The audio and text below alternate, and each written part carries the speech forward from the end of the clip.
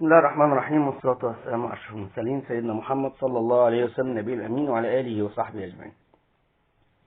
هنتكلم إن شاء الله النهاردة على إزاي نختار الزوج والزوجة في الإسلام. المفروض إن إحنا بناخد بالأسباب، وإن من ضمن الأساسيات قبل بقى ما نقول شروط الاختيار، أساسيات الاختيار الزوج إنه يكون قادر جسديا وماديا للجواز، لأنه لو مش قادر لو مش قادر جسديا ما يتجوزش أصلا.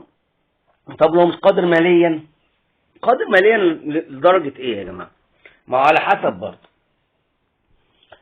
الزوج ملزم على حسب جمهور الأئمة إنه يعيش مراته على الأقل زي ما هي عايشة في بيت أبوها أو زيادة. يعني ما ينفعش عقليا إن أنت تاخد واحدة مرفهة جدا وتقول أنا هقعد في أوضة فوق السطوح. تمام؟ هو ده اللي أنا أقدر أوفره. هيجي في وقت من الأوقات بعد غمرة الحب وزي ما قلنا بتروح السكرة وبتيجي الفكرة، إن هتبدأ تقول لا أنا الحياة دي مش مريحاني، أو يبدأ يحصل انفصال. فأنت لو على حسب بقى، أنت دلوقتي إمكانياتك حاجات بسيطة قوي يا دوبك تفتح بيت صغير، فحاول تختار بقى الاختيار الزوجة يكون أصلا إمكانياتها يعني متواضعة، هتقدر تعيش معاك العيشة دي لعل وعسى ربنا يكرمك في قدام. إنما ما ينفعش إنك أنت تختار حد مرفه جدا وتقول هتعيش معايا وعيش العصفورة يكفيني والكلام ده، عشان ده مش كلام عملي. طيب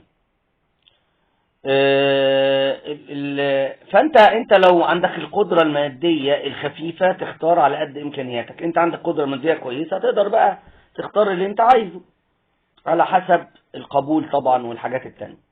طيب دي اساسيات لازم تكون في الزوج. كمان بقى النبي عليه السلام قال اذا جاءكم من ترضون دينه وخلقه فزوجوه. الدين والخلق يعني ايه؟ الدين والخلق، الدين انك هو يكون عارف دينه كويس، تمام، على الاقل الاساسيات. انما في ناس بتبقى عارفه واخلاقها وحشه ما بتطبقش اللي عارفاه، فده يجي خلقه بقى. فلو دينه مش مؤثر على خلقه بنكله، ودول شخصيات بنشوفها كتير دلوقتي للاسف الشديد، فخلاص ده ما ينفعش للجواز برضه. فإذا جاءكم من ترضون دينه وخلقه فزوجوه إلا تكون فتنة في الأرض وفساد كبير، لو انتشار الحرام بقى بصوره المختلف. الحقيقة برضو في حاجة تانية اسمها التكافؤ العلمي.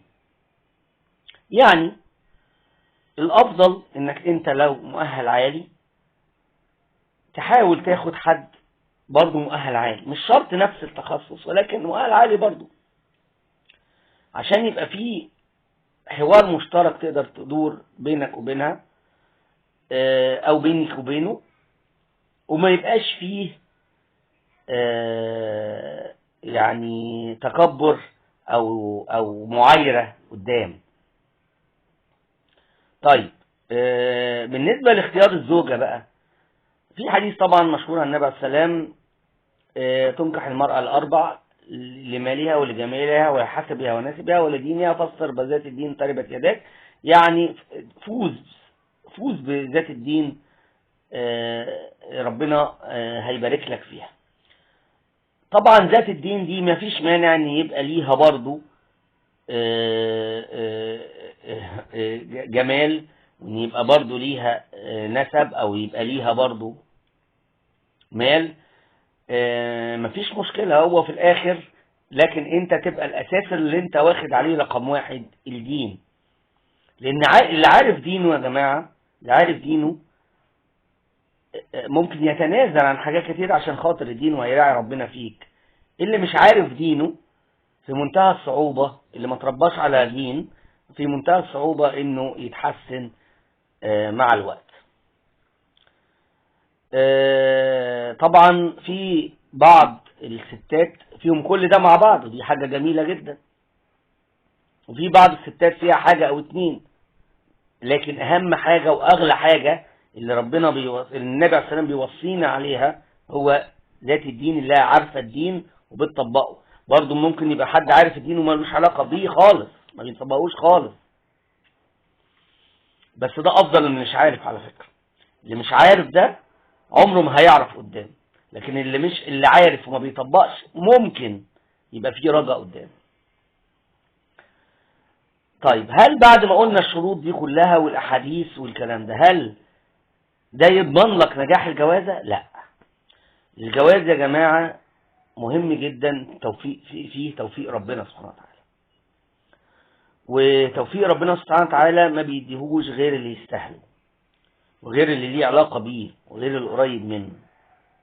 فبعد كل اللي بنقوله ده احنا بناخد ده في اطار الاخذ بالاسباب، ولكن نجاح الجواز من فشله ملوش قواعد. في ناس بتختار وما يكونش فيه التكافؤ المادي وبتنجح، وفي ناس بتختار ما يكونش فيه التكافؤ التعليمي وبتنجح، لكن دول مش القاعدة. وفي ناس فيهم كل بتختار صح وبتفشل. فالحاجات دي محتاجة في الآخر توفيق ربنا سبحانه وتعالى. نسأل الله تعالى أن يرزقنا التوفيق والسداد في كل أمور الحياة. السلام عليكم ورحمة الله وبركاته.